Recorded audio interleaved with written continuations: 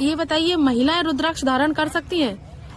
महिलाएं तो रुद्राक्ष तुलसी दोनों ही धारणा करते हैं। बीच में हमारे जैसे मुगलों ने जबरदस्ती कोशिश किया, बदला भी।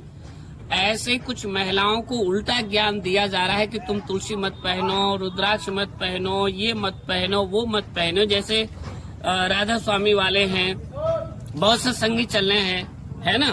तो ऐसे कुछ फोकट का ज्ञान जो चल रही है, जैसे आप लोग काली मेहंदी लगाते हैं, ओरिजिनल तो लगा नहीं पाते हैं, तो ओरिजिनल की मांग तो नहीं है, पर डुप्लीकेट की है। तो डुप्लीकेट ज्ञान में पब्लिक घुस रही है, इसलिए उसकी मुक्ति नहीं है। रुद्राक्ष और जनेऊ लेडीज भी पहन सकती है। जनेऊ भी पहन सकते हैं? जनेऊ भी संस्कार हो सकता है, होता है। दक्षिण भारत में प्रमाण है। हनुमान जी के 2 विवाह हुए, कार्तिक के भी 2 विवाह हुए, गणपति के भी 2 विवाह हुए, पर इन भारतों में इनको मालूम नहीं। लेकिन हमने आज तक किसी महिला को जनेऊ पहने नहीं देखा। हमारे पास प्रमाण एक नहीं, हजारों महिलाओं के पास में है। और हमारे शास्त्री अभी आएंगे कुंभ मेला में, उनकी पत्नी, वो तो यज्ञ पर बैठाते हैं और पत्नी को ही सर्वस्व। शिव जी ने अपनी पत्नी को भी जनेऊ पहनाया, जिसका नाम पार्वती है, और 110 बार विवाह किए शिव जी ने पार्वती से। तो स्त्री जनेऊ पहन सकती है, पर जिसको जितना ज्ञान होता है उसको उतने ही मालूम है ना।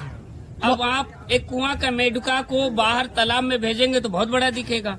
तो ऐसे कई स्त्रियों को, कई ज्ञानियों को मालूम नहीं इन बातों में। वेद पढ़ सकता है पर उसको समझ नहीं सकता।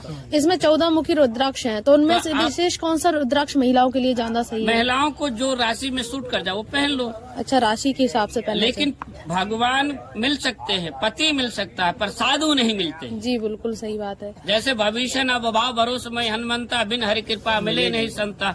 संत मिले तो राम मिले, राम मिले तो हनुमान मिले, हनुमान मिले तो मोक्ष प्राप्त हुआ। बहुत सारे लोग कहते हैं सुहागन स्त्रियों को तुलसी धारण नहीं करना चाहिए। वही हम थोड़ी देर पहले कुछ कथावाचक गुमराह देश को कर रखते हैं। कथावाचकों का दोष है, साधुओं का दोष नहीं है क्या। तो इसलिए महिलाओं को वेद शास्त्र पढ़ना चाहिए। कई लोग तो कहते हैं हनुमान जी महिला को नहीं छू सकते, जबकि खूब छूते हैं दक्षिण भारत में। ऐसा कुछ भी नहीं है। हनुमान जी का विवाह सूर्य पुत्री से हुआ। महिलाओं को तो सबसे ज्यादा हक है। महिलाएं तो पति के लिए, साधु को तो यही जन्म देती है। महाराज जी के बहुत सुंदर विचार है। साधु को कौन जन्म देता है? कौशल्या हितकारी जी, दशरथ नंदन, कैकेयी, और भगवान राम, भगवान परशुराम, भगवान बुद्ध, या कोई भी आया तो स्त्री के गर्भ से तो आया। और दूध किसका पिया? स्त्रियों का तो पिया, कहीं ऊपर से तो नहीं टपके। जी। और हम भी किसी के स्त्री के गर्भ से, कामाख्या में यूं नहीं पूजा होती है, मासिक धर्म माँ की होती है, इनका भी होता है। तो ये